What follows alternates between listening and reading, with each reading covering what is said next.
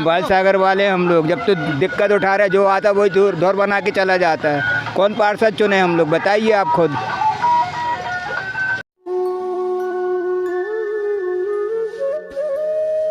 जहां एक और सफाई व्यवस्था की कमी और नालियों में गंदगी दिखाई पड़ती है, वहीं वार्ड क्रमांक 16 में एक ऐसी जगह है जहां से नालियां ही नदारद हैं। स्ट्रीट लाइट के खंबे तो हैं, पर उसमें से स्ट्रीट लाइट नदारद है। 2011 से बालसागर से विस्थापित हुए इन लोगों का अस्तित्व सिर्फ इतना है कि अगर जिंदा हो तो वोट ज़रूर देना। पुराना घर टूट गया और नई जगह नहीं मिली तो ट्रांसफार्मर के ठीक बाजू में टीन का घर बनाकर रहने को मजबूर। इनकी दुर्दशा के जिम्मेदार सिर्फ वह धूर्त नेता नहीं जिन्होंने इन्हें 10 सालों से ठगा है। इनके जिम्मेदार हैं हम, मीडिया, राजनेता, सामाजिक संगठन और हमारा समाज, जिनके लिए यह लोग शहर में नगण्य हैं। हमारा नाम गोपाल सिंह लोधी है।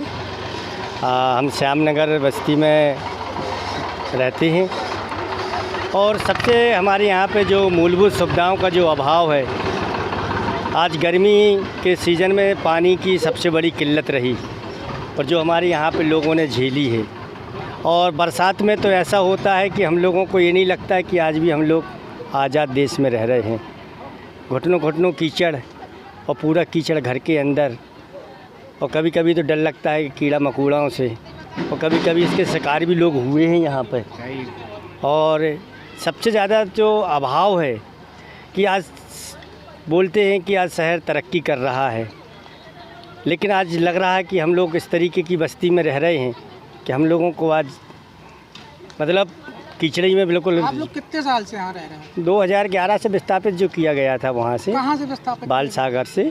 तो यहाँ पे लगभग इतनी संख्या कितनी है यहाँ पर बाल सागर से विस्थापित लोगों की? कितने? 5 से 6 हज़ार।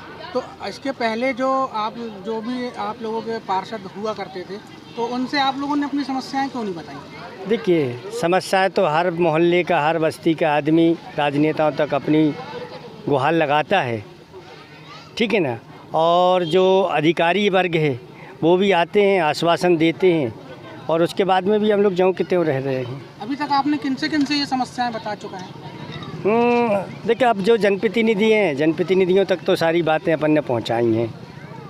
कब आपने बताया है और अभी तक उसका काम क्यों नहीं हुआ? देखिए, स्मार्ट सिटी का प्रोजेक्ट यहाँ पर जबलपुर में आया था, तो स्मार्ट सिटी के तहत में जो सड़कों का निर्माण होना था, तो स्मार्ट सिटी भी स्मार्ट सिटी रह गई। और जो इससे स्टे लाइट, जो आज देखो हमारे यहाँ पे जो लाइटें हैं, देखो ये वो लाइटें निकाल के लेके चले गए। इससे स्मार्ट सिटी की लाइटें लगी हैं, हेलोजन है ही नहीं है, खम्भों में नहीं है, चले ही नहीं रही। अब और की बात क्या बताएं।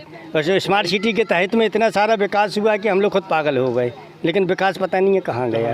पिछले पार्षद ने काम किया है यहाँ? नहीं किया।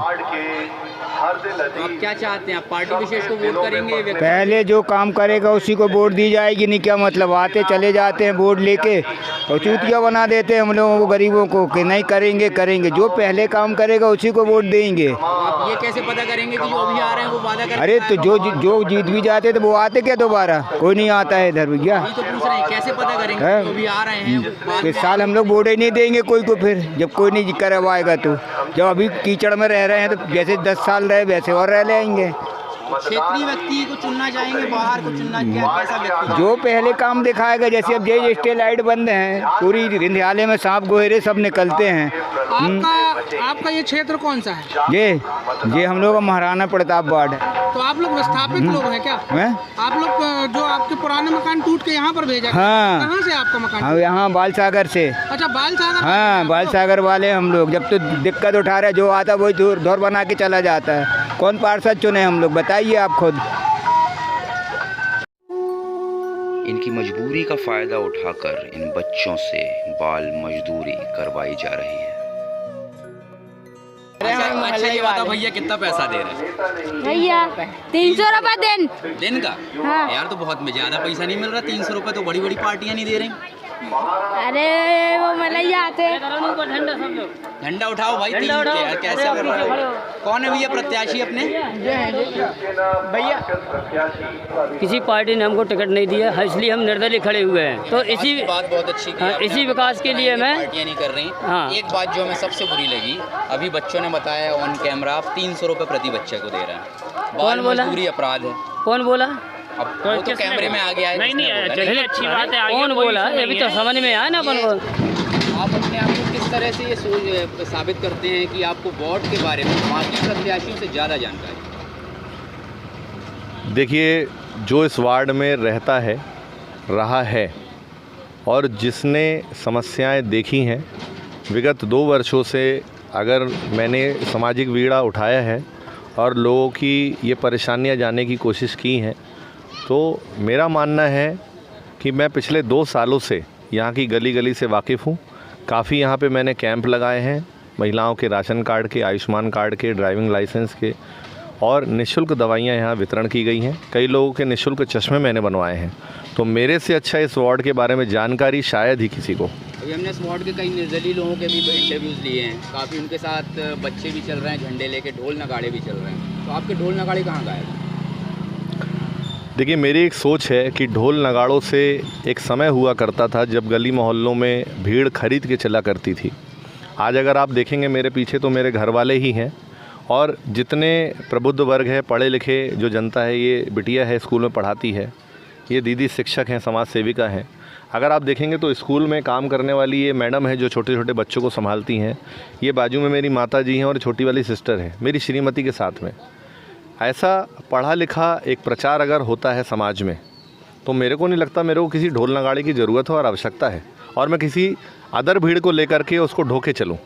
इस जगह की मुख्य समस्याएं क्या हैं जिनके आप निराकरण का वादा कर रहे हैं? देखिए, अगर मैं इस क्षेत्र की बात करूं, शांति नगर ये इलाका कहलाता है। ये बहुत ही गई गुजरी बस्तियों में से एक है, जहां लोग ही पढ़े लिखे नहीं होते, जिनको जानकारी नहीं होती, वहां लोग भ्रमित ज़्यादा होते हैं।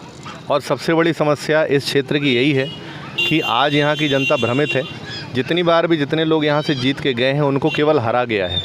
तो अब ये विश्वास ही नहीं करना चाहते। बस एक सोच, एक मानसिकता यहाँ डेवलप कर ली है प्रत्याशियों ने कि यहाँ पे केवल लोभ, लालच, दारू और पैसा देकर ही इस वार्ड को जीता जा सकता है, इस कॉलोनी को, इस बस्ती को जीता जा सकता है। ये मानसिकता यहाँ पर अभी हमने बात की है कुछ लोगों से, यहाँ के क्षेत्रवासियों से बात की है, उनमें बहुत आक्रोश भरा हुआ है। तो अब इसके उनका आक्रोश जो है उनको ठंडा करने के लिए आपके पास क्या उपाय है? आप क्या देखिए, सबसे बड़ी जो गलती है, ये मैंने कहा कि बस्ती वासियों की है। अगर ये बिकना बंद कर दें तो जो चुनाव होता है वो निष्पक्ष हो जाएगा। ये लालच में खुद बैठते हैं, दूसरों की कोई गलती नहीं यहाँ आने के बाद। अगर ये शिक्षित होंगे, थोड़ा सा विवेक होगा, तो इनमें सोचने समझने की शक्ति भी होगी कि कौन सा प्रत्याशी है जो इनका भला करा सकता है। आज ना इनके पास रोड है, ना इनके पास नाली है, ना इनके पास सड़क है। थोड़ा सा पानी गिरता है तो पूरा कीचड़ हो जाता है। बेचारे कीचड़ में लथपथ के गिर के आते हैं। पीछे आप देखेंगे तो अंबार लगा है कचरे का, सदियों से यहाँ सफाई नहीं हुई। विधायक हो चाहे पार्षद हो, जीतने वाला तो यही बोलेगा ना, हमने तो पैसे दे के वोट लिया है। इन बेचारों की गलती है भी और नहीं भी, क्योंकि मैंने पहले ही कहा कि अगर साक्षरता नहीं है तो इंसान की सोच ही नहीं है।